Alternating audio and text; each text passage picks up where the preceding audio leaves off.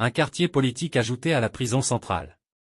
Le Mont-Saint-Michel apparaît, dès la fin du Moyen Âge, comme un lieu de détention commode par son isolement et ses fortifications. Au XVIIIe siècle, il est surnommé la « Bastille des Mers », car le roi de France y exile des prisonniers par lettre de cachet.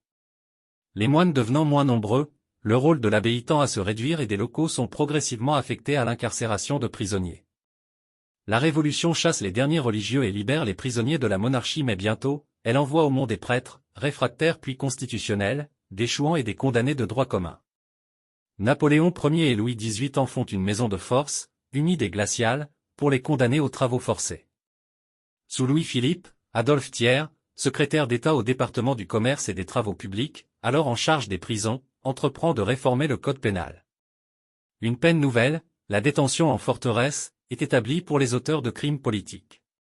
Le Mont devient l'une de ces forteresses dont Thiers fixe, par ordonnance, arrêté et circulaire, le régime intérieur. Mais le goût renaissant pour le Moyen-Âge suscite la réaction d'écrivains et d'amateurs d'art qui s'élèvent contre l'utilisation du Mont-Saint-Michel comme prison. Le Mont-Saint-Michel en 1842. Le Mont connaît un véritable état de délabrement au temps de la prison centrale. Des ruines sont partout visibles, l'hôtellerie, à gauche, s'est effondrée en 1817. 50 ans avant l'érection de la célèbre flèche, les bras d'un télégraphe se profilent au sommet. Les remparts sud, construits pour protéger l'abbaye et le village contre les menaces de la guerre de 100 ans, sont repérables, à droite, les tours de l'Arcade et du Roi, vers le centre, l'échauguette de la Pilatée, à gauche, les bâtiments des Faniles, magasin-dépôt du monastère défendu par la tour Gabriel. Des pièces d'artillerie hors d'usage jonchent la base des murailles. L'aspect du monument transformé en prison impressionne alors vivement Victor Hugo. L'incarcération des politiques se fait, de 1830 à 1844, dans les anciens logis de l'abbé, aux bâtiments étayés par des contreforts et des arcs de décharge, situés en contrebas de l'église. Remaniés au XVIIe et au XIXe siècle, ils sont appelés grand et petit exil. L'étroitesse de leurs ouvertures résulte des bouleversements qu'a subi leur architecture intérieure. Pour réaliser 20 petites chambres dont chacune accueille 2 ou 3 détenus, on a aménagé 3 étages au lieu de 2 et multiplié les cloisons.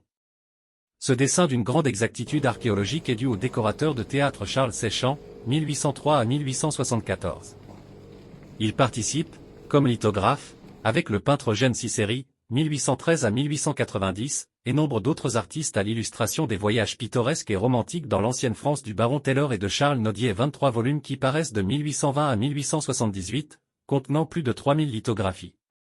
Les voyages annoncent vouloir disputer au marteau des barbares les débris des chefs-d'œuvre. La salle des chevaliers transformée en atelier de filature de coton.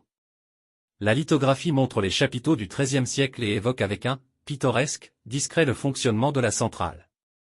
En fait, l'administration pénitentiaire, aussi peu soucieuse du respect des bâtiments de l'abbaye que des conditions d'hygiène dans lesquelles vivent, selon les années, de 800 à 1000 détenus de droit commun, a implanté des ateliers de filature du coton, de rouennerie, de tisseranderie, de fabrication de chapeaux de paille et de chapeaux vernis dans les grandes salles abbatiales.